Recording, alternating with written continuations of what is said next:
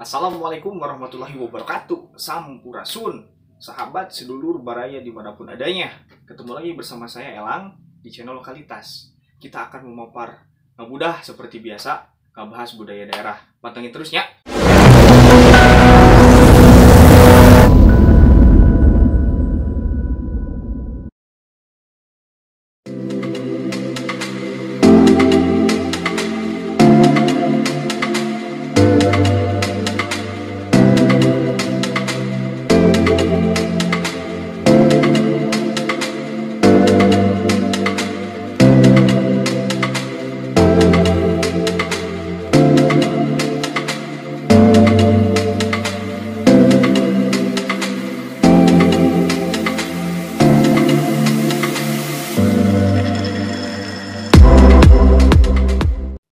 Oke, pada pemaparan kali ini kita akan membahas lebih jauh, lebih dalam tentang budaya yang ada di kitanya. Tentu udah tadi judulnya adalah Ngabudah. Nah, yang akan kita bahas kali ini adalah keris. Nih, ini keris ya. Nah, ini keris teh. Jadi jangan tabu lah lihat benda-benda seperti ini. Karena benda seperti ini ada nilai filosofi makna yang dikandungkan sangat dalam di luar aspek-aspek isoteri atau supranaturalnya ya. Nah, jadi yang akan saya papar di sini adalah menjelaskan bahwa di Pasundan pun ada keris Pasundan seperti ini contohnya. Dan yang akan saya terangkan itu bagian-bagian yang ringannya ada aja dulu. Nanti mungkin bukan mungkin pastilah di pembahasan selanjutnya kita akan membahas lebih dalam lagi tentang filosofi, kandungan makna dan lain sebagainya. Oke. Yang ada di tangan saya ini adalah keris Pasundan. Apa itu keris? Keris adalah benda fungsional yang bisa jadi senjata, bisa juga menjadi benda yang ditanamkan nilai sebagai dulunya mungkin sebagai strata kedudukan, mungkin bisa jadi juga ya. Wallahu a'lam bishawab. Nah, ini keris. Yang saya akan beberkan bagian-bagian keris ini itu dari hal yang paling kecilnya ini namanya deder kalau di istilah perkerisan. Kalau di istilah Sundanya itu teh gagang. Ini namanya warangka. Nah, kenapa disebut warangka? Karena di dalamnya ada keris. Ketika kerisnya nggak ada, maka disebutlah rangka.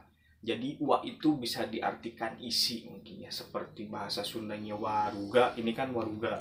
Kenapa disebut waruga? Karena ada ruhnya. Ketika ruhnya udah diambil sama yang pencipta, yang dikuburnya kan raganya bukan waruganya, seperti itu. Jadi ada nilai yang ditanamkan lah dari segi bahasa apapun itu. Nah, kita lihat nih gagangnya atau dedernya itu berbentuk raksasa atau buta bajang.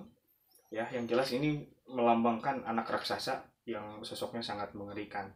Sedangkan di mitologi kita biasanya raksasa itu melambangkan sebuah kekuatan yang sangat besar. Makanya dari segi bentuk, dari segi perwujudan itu dibikin mengerikan. Seperti itu. Kenapa dibikin deder? Jadi mungkin filosofinya adalah agar si pembeli keris ini bisa mengelola kekuatan yang sangat besar gitu ya.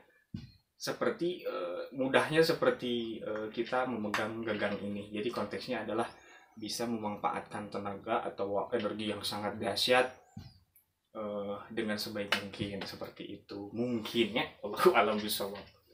Nah, ini kita buka kerisnya ya. Siap. Nah, tata cara membuka keris, jangan langsung set, jangan. Ini bukan golok ya, ini benda sejarah yang harus dipusti-pusti lah dimulai ke urang gitu ya.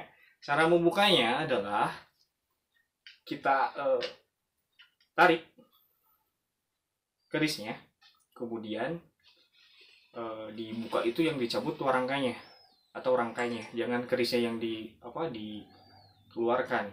Terus ketika kita memasukkannya pun sama, warangkanya yang diturunkan ke handap ke bawah ini. Nah, seperti itu.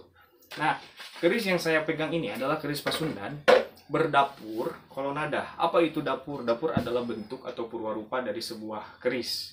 Ada ricikannya. Jadi ketika kita menemukan satu keris yang ricikannya sama seperti ini, apa itu ricikan bagian-bagiannya?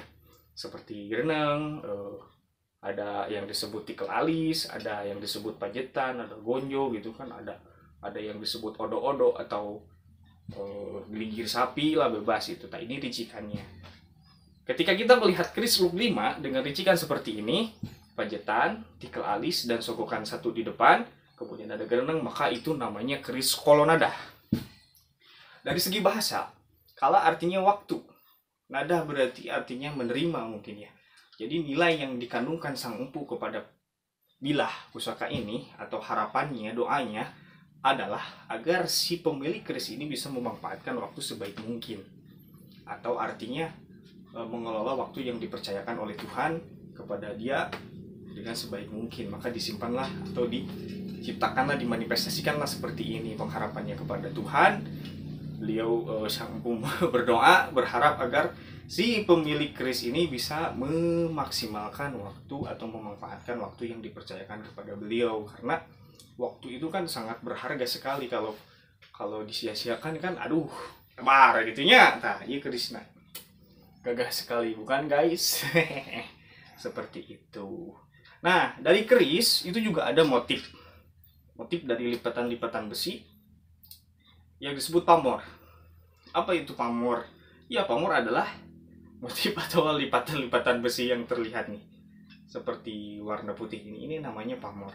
Dan pamor pun memiliki filosofi juga makna di luar aspek esoteri mungkin ya, kalau kita membahas filosofi.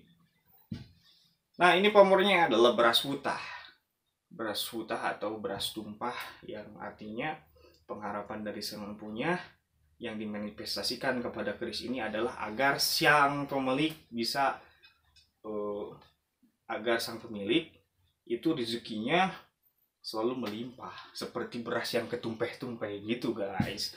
Nah, itu jadi ini membahas filosofi yang ada pada sebilah keris. Nanti kita bahas lebih dalam lagi kepada isi mungkin ya, hadam dan lain sebagainya. Penasaran kan? Pokoknya pantengin terus ya lokalitas menuju tak terbatas dan melampauinya.